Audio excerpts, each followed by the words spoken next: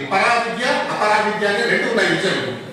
ఈ రోజు మనం అపరావిద్య అంటే భౌతిక విద్య నేర్పిస్తున్నాం, పరావిద్యను విస్మరించాం. దాని కారణంగానే ఈరోజు నేరస్తులు ఒకప్పుడు విద్య లేని వాడు వింత పశువు అనేవాళ్ళం. ఇప్పుడు నేరాలు ఘోరాలు పాల్పడేవాళ్ళు చెప్పండి, విద్యా విహునులా విద్యావంతులా? ఈనాడు మన దేశాన్ని దోచుకొని మరి లక్షల కోట్ల రూపాయలు విదేశాలకు పంపించే వాళ్ళు ఎవరు? విద్యా విహునులా? లంచాలు తీసుకునేటువంటి వాళ్ళు ఎవరు? విద్యా విహీనుడా? సైబర్ నేరాలు పాల్పడే వాళ్ళు ఎవరు? విద్యా విహీనుడా? వీళ్ళందరూ విద్యావంతులే. కిడ్నీలు అక్కర్లేని హార్ట్ ఆపరేషన్ చేసే వాళ్ళు అందరూ ఎవరు? విద్యావంతులే కదా. మరి ఏం లోపించింది అంటే ఇక్కడ లోపించింది మనకు నైతిక విద్య లోపించింది. ఆ విద్య మనం అందించాలి. దానికి సంబంధించి నైతిక విద్య మనుషులు ఎలా పరివర్తన తీసుకొస్తుందనే విషయానికి రెండు విషయాలు చెప్పదలుచుకున్నాను.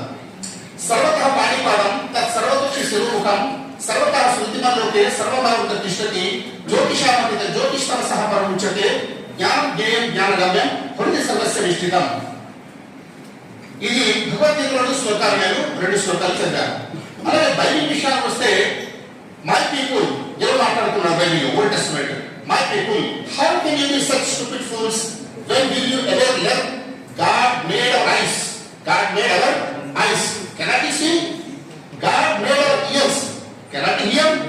I am the Lord, search the minds, test the hearts of men. ఇది చాలా గట్టిగా దేవుడు అక్కడ చెప్తున్నాడు. ఖురాన్ ఏమంటున్నారంటే వహువ సమీఉన్ అలీం వహువ సమీఉన్ బసీర్ ఇన్నహు అలీమున్ బిజాతి సుదూర్ అంటున్నాడు. ఇక్కడ ఒక అద్భుతమైన విషయం చెప్పడం జరుగుతుంది. దీని కనుక హిందువులు, దీని కనుక క్రైస్తవులు, దీని కనుక ముస్లింలు ఖచ్చితంగా వాళ్ళు అర్థం చేసుకుంటే అసలు మన సొసైటీలో ఎలాంటి ప్రమాదాలు, ఎలాంటి ఈ రకమైన వ్యసనాలు మాత్రం ఉండవు. చూడండి, వ్యక్తి పరివర్తన అనేది బయట నుండి ఫోర్స్ చేయడం వల్ల రాకండి. మీరు ఎంత ఇంటెలిజెన్స్ డిపార్ట్మెంట్ పెట్టి, పోలీసులు పెట్టి, వాళ్ళని పెట్టి, వీళ్ళని పెట్టి, అధ్యక్షులు పెట్టి ఏమి జరగదు.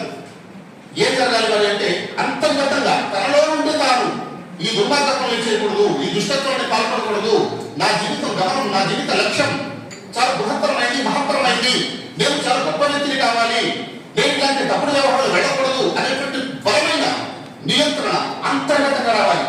అప్పుడు మాత్రమే ఒక వ్యక్తి ఒక ఉత్తమ వ్యక్తిగా మారగలడు. తల్లిదండ్రులు కానీ, అధ్యాపకులు కానీ, ఇంకా ఇతరులు కానీ వాళ్ళ ఏదైనా నీతి బోధలు అవి ఇవి చెప్తారు. ఎన్ని చెప్పినప్పుడు కూడా తనకు తానుగా మారాలనుకున్నంత వరకు పరివర్తన అనేది సాధ్యము కాదు.